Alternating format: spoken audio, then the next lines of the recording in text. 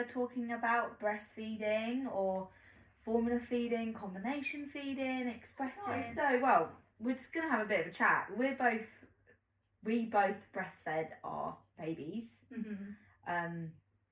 Obviously I'm still, we're both still breastfeeding. I definitely didn't think I was going to go as long as I have. I was like 6 months, teeth, done, and I'm like, I don't want to give it up. So funny you say that, because I said the exact same with my first as well. But you get there quite quickly. It just all goes by in a flash, and then before you know it, an extra day, an extra week, an extra month turns into, oh my gosh, I'm turning one. It's just like, I think it's a process of, obviously, to like wean off the boob, like, but it also is like a process for you mentally, because you're knowing that your baby's reaching one and they don't need, they can have normal milk, if that makes sense at that age. So what I think you're trying to say is that when babies turn 1, that's when you can introduce raw, as in pasteurised but uncooked milk into their diet. So I can start drinking cow's milk or goat's milk or whatever it is that you want to do from the age of 1. So that deadline kind of looms over you, that, okay, does that mean I have to wean? Yeah. It doesn't. I mean, you can keep going. The WHO organisation recommend to breastfeed, if you can, until 5 years of age. That's crazy, isn't it? Mental. But they say at least 2 years if you can. I mean, hats off to anyone that can, because sometimes I just think my boobies. And like, definitely breastfeeding has its pros and it definitely has its cons. Yeah. Like, we were talking, like, as like parents going back to work, obviously you can't, like, I find at the moment I'm trying to do a bit more because I'm obviously working from home and everything. Trying to get out to your clients. Yeah, and I can't fully do that just yet because I am still breastfeeding. That obviously is my choice, so I can't, because I could do other. You're restricted to staying around Finn. Exactly. Or whenever you're lucky now he's starting to get to the age where the feeds are a little bit more consistent. But I'd say you've only been like that for maybe a month. Otherwise you're still feeding on demand, weren't you, really? Yeah, I was like, it's been like since he kind of turned, I'd say like 8 months, we're only doing like the 3 feeds a day because he's eating full meals, he wants snacks, like, he just wants my milk. As a top up? As a top up, yeah, like, just like, it is still that comfort for him, like, I've just started actually weaning that morning one off. So like he'd have one in the morning first thing and then have one at his morning nap, and that he was doing fine, and then the other day he was just screaming at me and I was like, you're not having the milk, like, you've been fine the last like few days. And I think he obviously could just smell it. Obviously my boobs were just like filling up a little bit, so he could just be like, milk. Yeah. I was like, Finny, you've been fine for like a week about this, why all of a sudden today? But maybe just needed that extra comfort. Like, it's just... Absolutely. I think that's why I still breastfeed Lily. She's just turned 15 months. And I only feed her in the evenings, or if we're away, going somewhere. If we're not at home and we're staying around someone's house or we're going camping, then I probably will change my feeding cycle more for ease and just to be like, okay, be quiet. Like, I want to eat my lunch, so you be quiet whilst I can eat out in a restaurant for once. But yeah, I feed in the evenings just before she goes to bed, and it's comfort for both of us, not just her. I think the reason why I carried the journey on so much for her is, one, because she is good with her teeth. She doesn't bite, apart from the odd occasion. But I don't know, I found something with the second born that they don't get as much attention, and the skin to skin, like, there's an extra person, like her big sister, that wants the cuddles. And I know she's still only little, so it's not the same cuddles that me and Aaron would give the baby. But I just feel like I owe more time to the second one because they've had less of my time compared to my first baby. So I think that plays in it for me. And we get the skin to skin, we get the cuddles, and we get to smell each other, and we get to tickle, we get to talk, we get to have that bond just for 5-10 minutes in the evening before she goes to bed. And I feel like it's a really intimate and very important part of our evening routine together.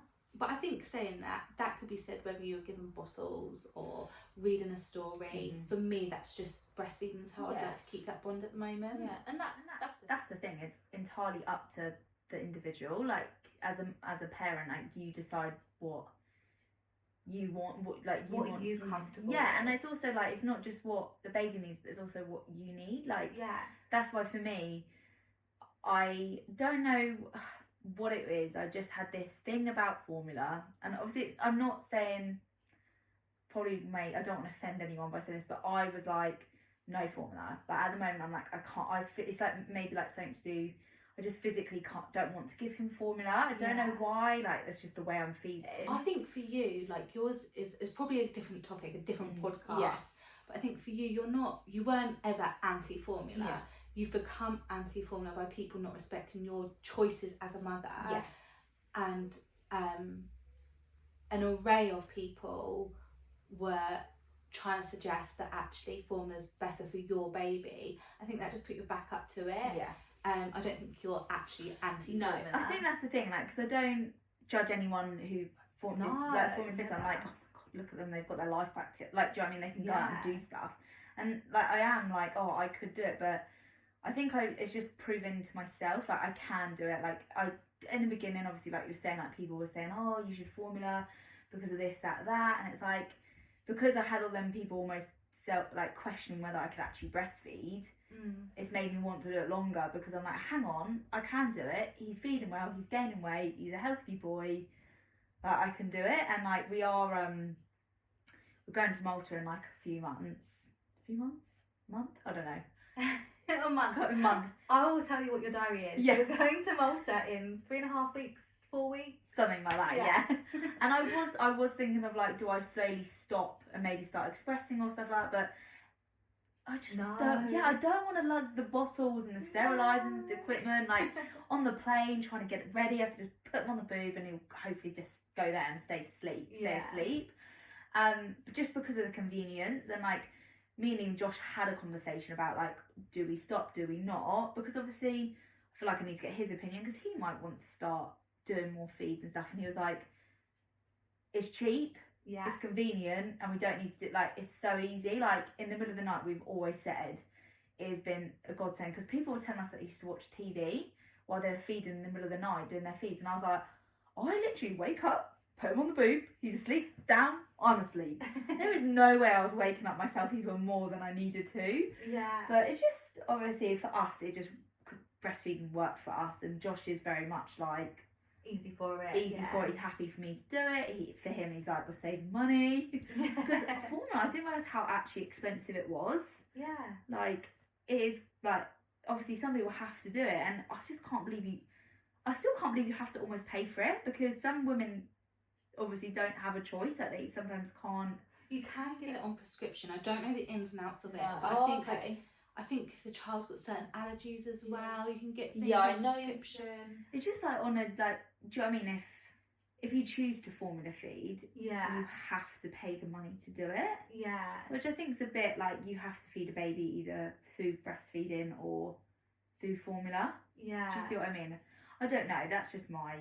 You're probably opening a whole can of worms. Yeah, and I bet you a lot of people are like, amen, we do not need to pay for it. Say it louder at the back. Literally, like, I think that's what, it must be hard, like, because and like the formula shortage that was going on like a few months ago, I don't know if it's still going on, I'm not. And post-COVID, wasn't it, in America, it was actually quite scary, some of the things that were coming up in the news about it. Yeah, like that's just what I find crazy, is how stuff that is so vital, because obviously formula is designed to meet all the nutrients, all the minerals, all the fat, like carbohydrates, everything that baby needs. Yeah. And if that's what that baby needs, well, that's what babies need to survive. If there's a shortage and people can't get it, and you can't just change formula brands as well, like some brands might not work for you. Like, it's all like different babies need different things. It's the same as like, I don't like goat's milk, which for some reason, second time I've brought it up in this podcast.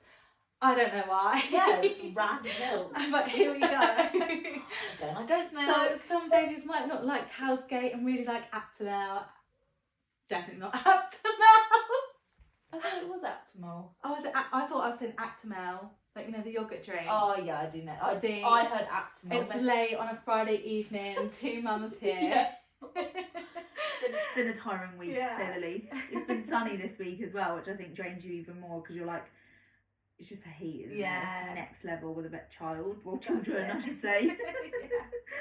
But I think, jumping back to formula, like you said, like one of the best benefits of it is that you know what is going in to your baby. It's all there on the back of the tub, all in black and white. You know what your baby's taking, and also you can work out how much your baby's taking. So if you are breastfeeding mother, but you know there's a bit of weight gain issues, you can top up on formula and just know those extra bits that it's getting. Or even if you're not breastfeeding at all, you can monitor the feeds a bit. So if baby's weight's a little bit low, you can increase your feeds. If baby's weight's a little bit too high, obviously this will come from your healthcare professionals. If your baby's weight's too high and they're thinking something there, it's very unlikely that would happen. But you've got the fact that formula, you know what's going in 100%, and with the nappies, you know what's coming out. Yeah, that is very true. That's one thing actually got brought up in our antenatal class, because we had some questions over it, and people were like, how much do you know a baby's drinking through breast milk? Because you have no idea. And some people were saying, isn't it a bit weird that you, not weird, but they were like, but with formula, you know, obviously you have to do like certain amounts, so you know exactly how much they're getting. Yeah. But with breast milk, you obviously don't have a clue really, do you? You just let them have as much as they want. That's it. Finney'd love to guzzle, and then throw up a little bit, because he obviously just guzzled a bit too much. But then obviously they say about breast milk though that it does, they give you less digestive problems with the breast milk, or something like that. I think because it's more a natural compound. Right, it's easier for the baby to break down. I was literally like, oh my gosh, didn't know what to say. I was like, save me. Don't want to say anything wrong. But because it hasn't had to be put together, your body breastfeeding gives your baby exactly what it needs, and that comes into like the immune support as well. Like one of the things with breastfeeding is that if your baby's poorly, your body will create the antibodies that it needs. Yeah. This absolutely blew my mind, by the way, when we found this out, that your body will know what that, like if your baby is a bit dehydrated, your milk will be water, like not watery, but it will produce that water. I didn't know that. Yeah, apparently, like literally, like like you said, like if they're ill though, your body will create the antibodies. If they're a bit dehydrated, I noticed this, that my milk was really watery once in the heat. So obviously, don't know if that, but it just obviously is given. It knew what Finney needed in that moment. Not in that moment, but you know what I mean. It could sense that he was obviously, I don't know, boobs are weird. Boobs are mental. They are incredible. Like, magical things. Yeah, they feed your baby. They keep them alive. Yeah. They give them what they need. They can change colour. The milk can change colour, not your boobs. Change colour. I didn't wonder what you were talking about there. But like, I saw something on TikTok that was like, milk isn't just white. No, that's it. If you've got more antibodies in it, we'll get a tinge of green to it. There's a little bit of blood in it, which babies can still drink. There's blood in your milk, obviously, then it'll be a bit pinker. And I think also touching upon what you said about like the more watery milk, depending on what feed of the day. So I did a lot of expressing with Harper, my first baby. So I think we did exclusive breastfeeding until 4 weeks, and then from there I introduced like a bottle at night, and then by the time she was about 6 months, we were really more expressed milk bottle feeding than we were breastfeeding. And by the time she was 8-9 months, she was completely off the breast, and I was exclusively pumping. And you could see the different, more at the beginning stage of breastfeeding, because as they grow older again, your milk composition changes yet again.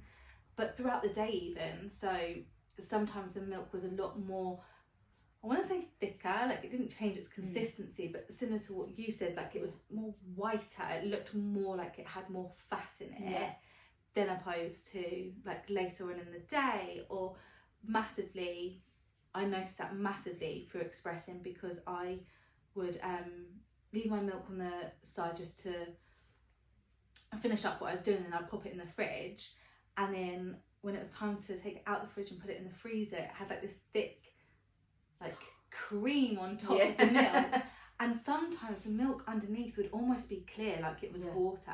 Sometimes it would be like a thin layer of, let's call it cream, I don't know what it's called, and then it just looked like normal milk underneath. And then some days it was like semi-skimmed milk, or it looked like really watery milk with the cream. So it's interesting how it does, like I said, change to what your baby needs throughout the day and as they get older. It's crazy, isn't it? How your body works as a woman. Like, you grow a human.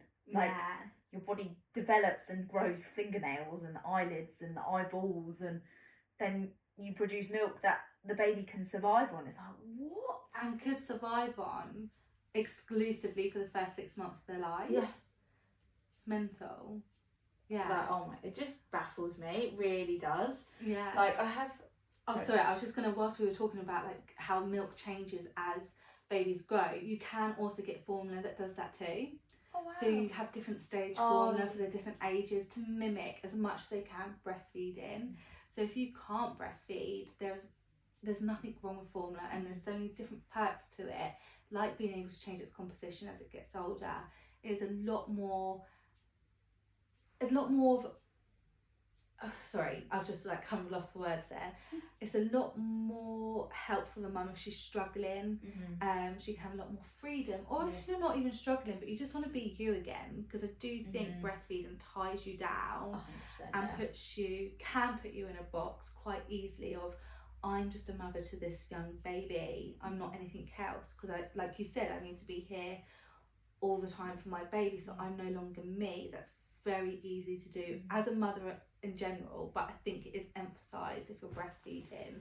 So formula gives your life back. 100%. And like you're saying, like, the way formula is created, like, it is amazing that it literally gives you exactly what that baby needs. Like, like, it will make sure it doesn't lack anything. It's got all the minimums which in there. is amazing that someone has created a formula that can can last a baby. Can, like, oh my goodness, now I'm like, I've started us off now. How many times can we get tongue tied in half an hour? But yeah, formula is amazing. Formula is like amazing. Like, the fact that they've created something that almost it mirrors almost breast milk, because you said it changes, which is incredible. And like you were saying, obviously, breastfeeding does put you in a box. Like, I remember I went out once, I'm gonna say it, with my like in-laws, all the family went out, and I was like, I need to breastfeed, and I went to sit on a bench on my own, and everyone stood away, and I went out with my mum and dad, and my mum went to the loo, and I was like, oh Dad, I just quickly need to feed, and my dad walked away, and you almost feel like, oh my God, I'm feeding my baby, like, why is everyone walking away? But I spoke to my dad about it, because I was like, why did you just walk away? And he was like, well, I thought I'd just give you your time. And like, I said, Dad, I was covered up, like, and it's lovely that people are considerate. 100%, yeah. It's just more like you do feel a bit isolated because obviously you're. And when you are out there, when you're making sure you're not isolated, you know you're making people feel uncomfortable. I'm probably one of those women that people don't like when it comes to breastfeeding. I'm not like a beat on my chest about breastfeeding all day, because I don't think it's the best way to feed the baby. I think a happy mum, a well-fed baby is the best way to feed the baby.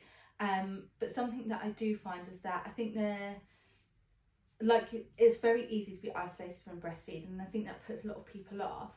So I'm definitely someone who's overly out there, and actually a lot of the time I do feel uncomfortable when I'm like just pulling my top down. I'm very open with breastfeeding, and I've forced myself to be, so that I just don't want any young mum to feel like they have to struggle alone. So if they see me with my tit out and just plunked on a park bench and not caring who can see that I'm breastfeeding, if that gives them that like smidge of confidence, I'm all for it. And if it also just tries to dial the stigma down and makes it less of a taboo, that when people do see it, because they can see it more and more, if hopefully other women feel the same, it becomes less of a big deal. 100%. I think that's, like, you definitely helped me on my whole breastfeeding journey. Like, I remember there was it New Year's Eve? And Finney was just non-stop crying, and we're having the raclette, and he was just crying, wouldn't sleep, and you're like, just getting back on that boob, like, and you were there, like, helping with positions, like, everything. Like, I was just like, being a first time mum, like, I had a bit of a time, you probably heard my birth story, but I didn't really get to experience the whole breastfeeding journey in hospital. It was more like you need to learn how to do this. So I kind of just did it the stereotypical wet, like the hell hold that doesn't all work for women. Yeah, the cradle hold. That's it. And having you help me in that moment where Finney was so upset, I was trying to feed, I was struggling because he had his tongue tie. Everything was just like, I don't know what to do. And you just took that time like to help me. You're like, do you mind? And I was like, no, help me. And you helped me get him in different positions. You just got him to help me feed. And then he finally fell asleep. And everyone was like, don't move, we'll bring everything to you. I remember we had the whole lounge in darkness. Yeah, literally. We were watching the London fireworks basically on silent. Yeah, we had 1975 playing, so it was the only thing that Finney would sleep to. Yeah. But yeah, it was just, like, it's a journey breastfeeding for yourself anyway. Like, it doesn't come natural. Like, it does come natural, that's the wrong word. It comes hard. Natural, but you can't just expect it to work straight away. That's what I meant, yeah like... It's like anything worth doing takes a lot of effort, patience and time. Yeah.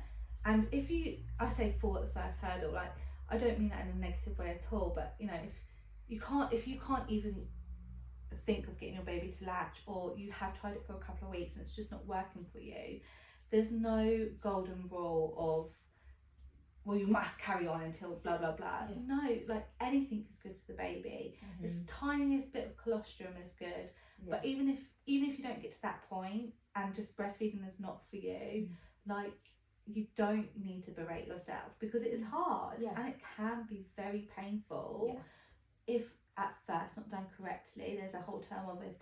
Breastfeeding's done correctly, it shouldn't be painful. No, you have to learn how to do it. Yeah. So it's going to be painful for the first couple of weeks. Or months.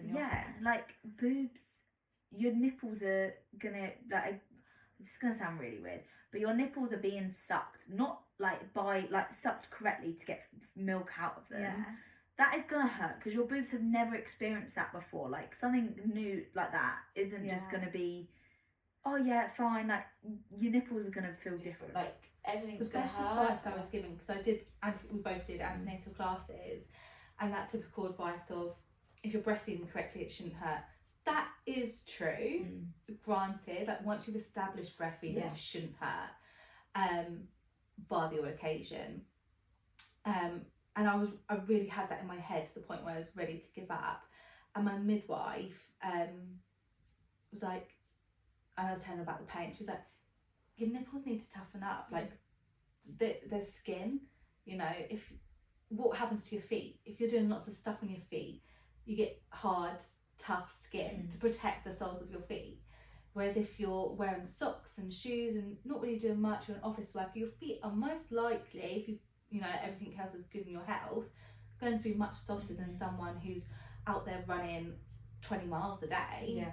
And it's the same for your nipples. That's, you know, so they've only been fumbled with during sex. They're going to be very soft, but if they've been sucked for at the beginning, I feel like it's almost 20 plus hours a day. They need to toughen up. Yeah, they do. Need to get a bit callous. Well, they don't get callousy, but almost. They almost do that, like thick skin nipples. That's what you want. Yeah, exactly. And doesn't everybody? No. I mean, they don't look any different. No, they don't. Like you wouldn't tell, but like, yeah, they do need to toughen up to what they were. Like now, the only reason why it might hurt is Finney's teeth. Yeah, just clamp down, or it's the nipple in the mouth, teeth, nipple in between the teeth. So they're holding it and something else catches their attention and they look but take your boob with them.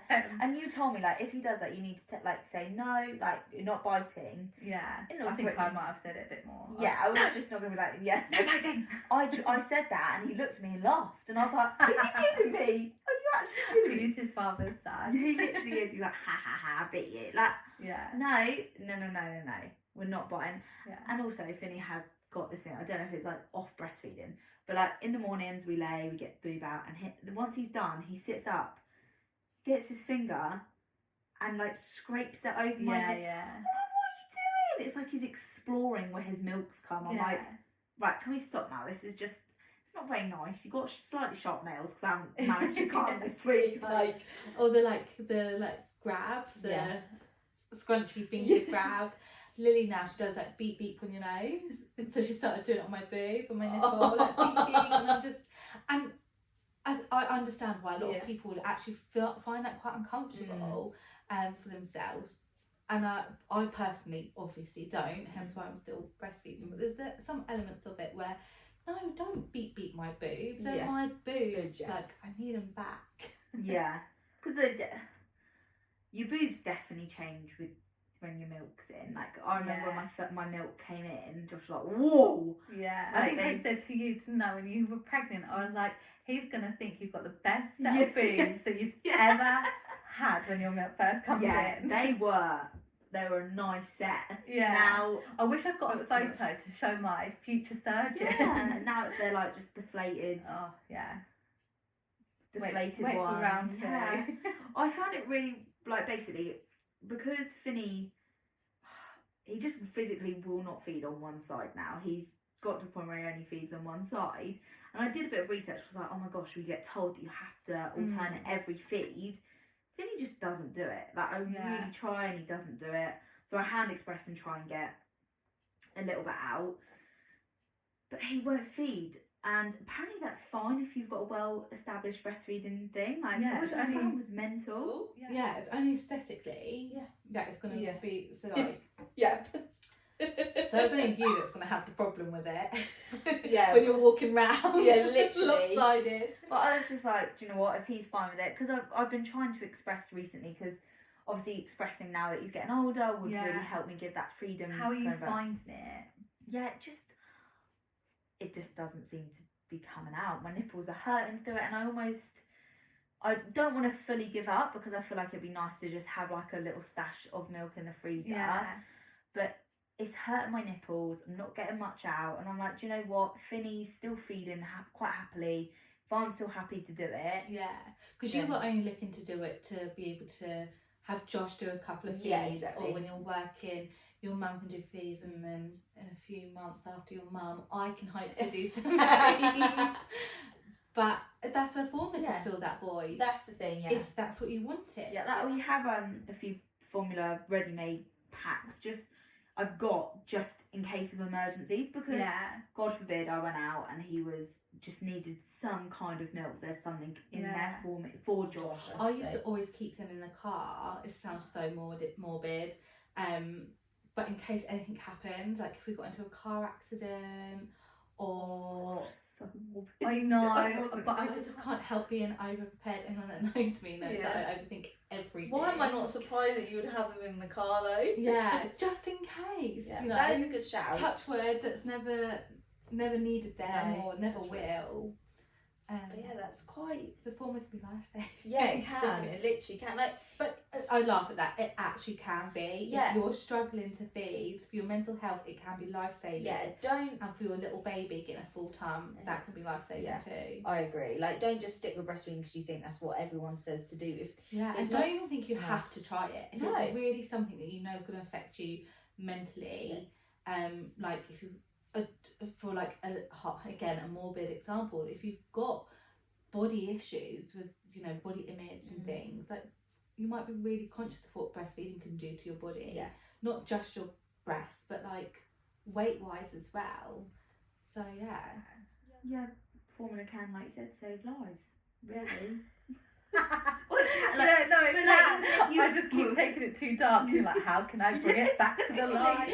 Sorry, guys, the awkward silence is definitely my fault on that one. Like, say if you had a bit of a rough time after having the baby and you can't physically feed, that formula is there for that whole reason, like purpose. I always take formula in my hospital bag again, along with my colostrum, just in case, and they've got two. So although I do say to Aaron, or more so with Lily, I did mention it a little bit with Harper, but I wasn't like as strongly motivated to breastfeed. That like I don't care what they say, if I end up on like life support, I'll give them back. But I told you, I'm so sorry, guys. You literally told me this. but strap that pump up and milk me like a cow. That's the thing. Like if everyone has different, like you're like, just get that milk out of me. But yeah, for some people that's not. Because don't know what's going to happen really. Like I had a friend who desperately wanted to breastfeed, and she was doing her absolute most, and she was doing the best that she can, and that was absolutely 110% good enough. But the baby was just not gaining enough weight, and they tried expressing, and they really weren't getting much, even though that's not a good gauge to go on, because when you express you tend to draw different amounts to when you breastfeed anyway. But she was just really struggling, so she switched to formula, and it changed her world. She became so much happier. Like, she definitely got guilt from it, which I think you get guilt no matter what you do. So I think even when you breastfeed, you have guilt of like something. I definitely find that, like, saying that, I feel guilty sometimes because I'm like, I see all these other mums recently, like not friends, but people you know who are formula, and they're going out, living their lives again, and I'm like, oh, are you holding Josh back? Am I not letting partner? Yeah, exactly. Am I holding it back? So Josh doesn't have a not relationship, because he does have a very good relationship with him, but it's different when you have that breastfeeding them moments, because it is, the boobies are his comfort at times. And even Josh knows that, so that's where I'm like, oh, am I not doing? But then Josh is like all for boob. Like, even back in he's always been a boob man. Yeah, it's very true. He's always been pro boob. Like, even in the beginning days, obviously they do tell you to start expressing. I got told by my health visitor, or the midwife was like, oh, start expressing as well, just try and get that milk in. And then I got told, oh, be careful because you might oversupply. And I was like, oh my god. My milk was just pouring, like, honestly, it was spraying out of me. I think that's where you have to be careful with expressing. Like, it has so many positives to be able to allow you to, you know, get some sleep. If you're tired, your partner can do some night feeds and stuff. But I definitely am an advocate of wait until you've established your supply, which tends to be around 4 weeks. Because if you don't, you can then cause oversupply, engorgement, which might lead to milk ducts being blocked, and mastitis, and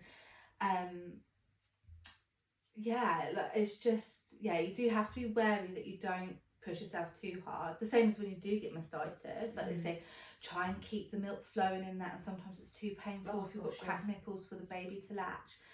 And like, pumping is a great way to keep that milk flow going, but you have to make sure that you don't stimulate your boob into making more milk, and you just empty it. That's all you do. Once it's empty, stop. If you're like pre-established milk supply, and if you are having any issues with blocked ducts and things. No, definitely. On like with like expressing and stuff, I know some women. I know someone. I know loads of women that one woman happens to. They're saying that they're going to start donating their breast milk because they have such a big supply and they don't need it all, which is incredible. Because I feel like I ended up pumping loads at the beginning, expressing, didn't end up using that milk, and it was getting like later and later, and I'm like, I had to just use it and mix it in food and stuff like that when I started introducing it, because it was getting past that 6-month period in the freezer. And if I would have known back then, if I knew that, because I knew I probably wasn't going to use it, it was more like a backup, if anything. I wish I donated them, because they would have gone to someone, like a mum or a pair of partners who want the breast milk for their baby. Like, I'm a bit. It's funny you brought that up, because with Harper I had an oversupply where I pumped so much that I was able to really fulfil my pumping schedule. With Lily, I was able to pump but not meet the same demands that I was with Harper, so I had an oversupply, and I said, like, with our next baby, like, if I have that again, I'm going to donate. And I did at the beginning, and I looked into it. There are a few hoops you have to jump through, going through your GP, making sure that you're medically able to, and then when it comes to making sure everything's clean so that bacteria doesn't get into the milk, etc., etc. And also you need to look in locally of who will collect milk, because the first time I looked with Lily, there was no one available to actually take my milk. But the second time, when she was about 4 months, there was a local hospital that was collecting it. But by then I was like, I've got 2 children, I don't know what I'm doing. I do not have the time. My supply, because I was breastfeeding more than pumping, there was no way I was going to be able to get that oversupply. But now you bring it up, I hadn't thought about it before, but obviously I'm still feeding Lily now. I'm planning to get pregnant in a couple of months, so I probably will stop once that happens. But if I've got to the same point as where I am with baby number 3, Lily's ready to give up the boob. If I stopped, like, she wouldn't miss it like she would have missed it 4 months ago. Yeah. So that might be something I might look into. Maybe doing it for a little bit. Because that would be really, I think that's just rewarding. Yeah, it is. Now, That's what I was gonna parents say. that aren't able to breastfeed, whether that's, you know, biological issues or if they're in like gay couples and things like that, still allows them to be able to give their babies breast milk. Yeah, no, definitely. One thing I do want to bring up is the sterilising stuff, because you were talking about like that is a minefield. It's a minefield, sterilising bottles, and props to all the mums who do it, because when I was expressing I was trying, I was like, no, this ain't for me. Yeah. Like, you have to sterilise it, but can only be sterilised for like 24 hours and you have to redo it. Yeah, it's only sterilised for 24 hours, but I think you can make your own judgment call. Obviously. I was definitely, with Harper, I was like, oh my god, yeah, like everything. And till she was quite old as well, and I think a lot of that came from because I was pumping and using a lot of stuff and using it all the time. So I think at the height of my pumping, I was sterilising everything 2 times a day. It was a lot, yeah. Oh my gosh, But then I look at it, and I've got a 6-month-old baby who eats whatever off the floor out of bowls that have only been in the dishwasher, and I'm like, actually, this bottle can just do a dishwasher job. Yeah. I think maybe not at 6 months. I can't really remember now, but now everything just goes in the dishwasher. And I was like 6 months. He's eating. He can. Something that really helped me actually talking about. So anyone that uses bottles all the time for formula, expressing, whatever, the Milton cold water sterilising liquid. That was because obviously you have to wash everything and then pop it in the steriliser, and sometimes you would just be swarmed with like all these bottles, like trying to find somewhere for them to live, trying to sterilise them, trying to put them in their place. And with Lily, where I wasn't using as much, we had like 2 bottles a day maybe at some points. So I would just wash them up, and I had a little tiny porcelain bowl that I just filled up with that and let it soak for the day, or however long it said to soak for. And that was good if you only had like 1 or 2 bottles, because then you didn't have to wait for a whole load to then put your steriliser on. You can get microwave sterilisers too. They were quite good when I was with Harper, with my hand pump. I got a microwave steriliser with my hand pump, and again for like things like my hacker. Did you keep them in the sterilising pot? Could it stay sterilised in the sterilised pot? Or would you have to re-sterilise it in 24 hours ish? Does that make sense? Yeah, no. After 24 hours, You just needed it. everything was technically unsterilised again. Yeah, So you just do your own judgment call. I just got to the point where I'd fill up a bucket, put some sterilising tablet, you know, the little tablets, Tesco's ones, put them in, soak everything, walk away. I had a baby, wasn't feeling great, come back. What were you sterilising at this point? Well, I was sterilising bottles just in case we needed them. Like Every 24 hours. No. It wasn't any 24 hours. This is what I was trying to say to you. I'd just leave them in the sterilising bucket of water. Yeah, I did that a few for times. ages, and then I'd just bring them out, screw the lid on, and leave them and go, oh, okay, they're sterilised. And then if I you needed didn't even use them anyway. yeah, mate, I have bought 4 bottles. No, 5. So I bought 3 Tommy Tippy ones, because we did express at the beginning. Yeah, you did. And he was feeding, but because of the tongue tie, it was causing it. He couldn't grasp the suck on it, so he just stopped. And then he had his tongue tie, and I was like, I don't want anything else going in his mouth, just in case. Paranoia.